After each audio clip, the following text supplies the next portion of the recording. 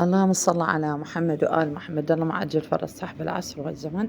هنا أنا راح نسوي السمك العراقي المسقوف وبهاي الطريقة تجربوه فد شي. هنا السمك العراقي وخليت الطماطم عليه ودخلت الفرن وراح أسوي ثواب سيدي مولاي الإمام علي ابن أبي طالب عظم الله أجرنا وأجركم باستشهاد يعسو بالدقة أدى الغر المحجلين.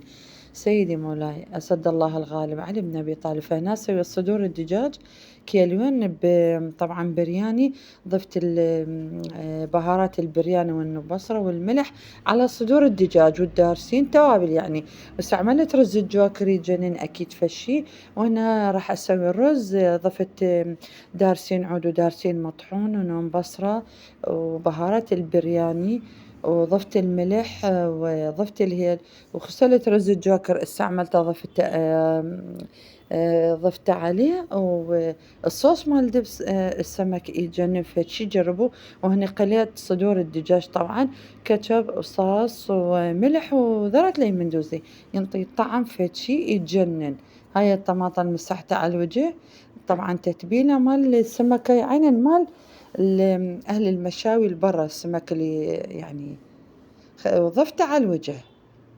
وهنا من عندي ضفت صبغة خلينا نقول صبغة اللون البرتقالي ضفت عليه ويا الكاتشب الصوص فأنطى لون مختلف. وهنا شوفوا نثري يتجنن. ضفت كركم همين واستعملت شعرية الجوكر بزيت الألطون قليتها نفس التوابل كاري وكزبرة ودارسين واستعملت كمون وهيل ورز نثري هنا فتشي. جربوا هاي الطريقة يجنن يا روعة فد شي. وهنا أنا سويت الشعرية راح أضيف له مكون واحد بس يطلع مثل حشوة المناسبات. قليت الشعرية بزيت الألطنسة ضفت سكر وملح. وهنا البازليا اللوز والكشمش طبعا مغسول. وراح أضيف له عصير التانج مثل شلون يسوون خلينا نقول حشوة المناسبات هاي اللي يسووها.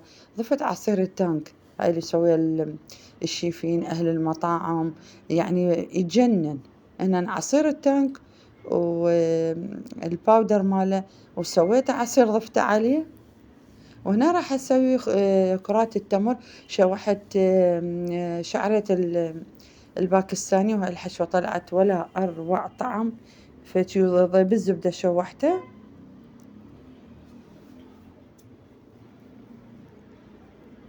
شوحي شعرية الباكستانية. وأين أنا ضفت التمر طبعا والدتي كانت يمنة فحتى أكلت من عند أمانة الله. قالت أنتي ما يصير يعني أكل يمك تعلوة ما يصير بيها شيء أبدا. وهي نظفت لي هاي كرات التمر لأن كان صايمة ضفت عليه حبة الحلوة.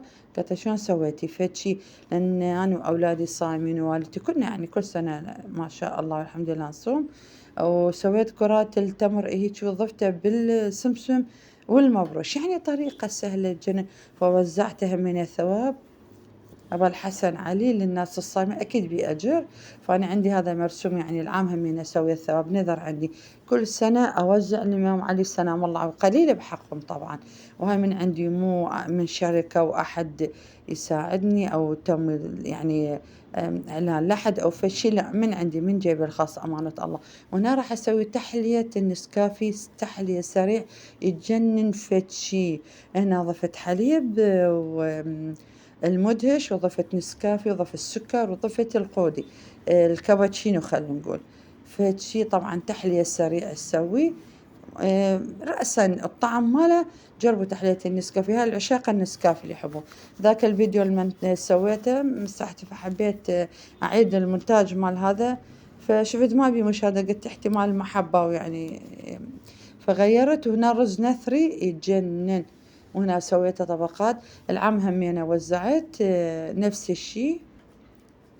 وشوفوا جربوا. وهذا اللي يطلع النسكافي وياه ضفته على الوجه مال شو اسمه. وهذا كان الفطور.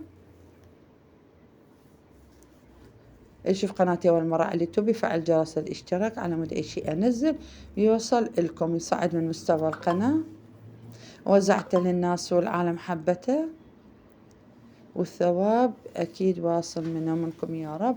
مشاهدة ممتعة، تحياتي لكم، حياتي، باي.